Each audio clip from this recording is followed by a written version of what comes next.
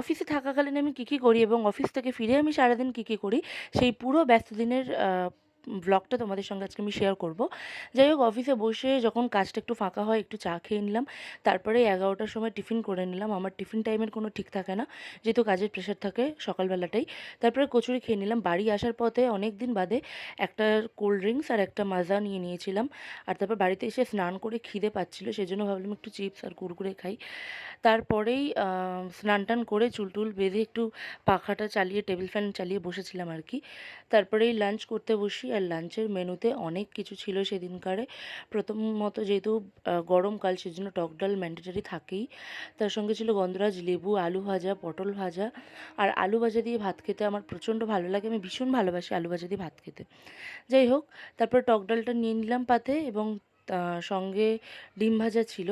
সেটা আমি দেখিয়েছি কি বলতে পারছি না, মনেও পড়ছে না। আর গন্ধরাজ লেবুটা আমি ঠিক অন্য কিছু দিয়ে খাবো বলে রেখে দিয়েছিলাম। আমি আলু ভাজার ডালটা একসঙ্গে মাখিয়ে নিয়ে পটল ভাজা দিয়ে খেয়ে নিয়েছিলাম। আর তারপরেই আমি ভাত খেতে শুরু করলাম মাছের ঝোল দিয়ে। আর মাছের ঝোলটা একদম পাতলা পাতলা হয়েছিল। সঙ্গে মাছের মাথাটা আমি যেহেতু খেতে ভালোবাসি, সেজন্য মাছের মাথাটা আমাকেই দেওয়া হয় আর কি।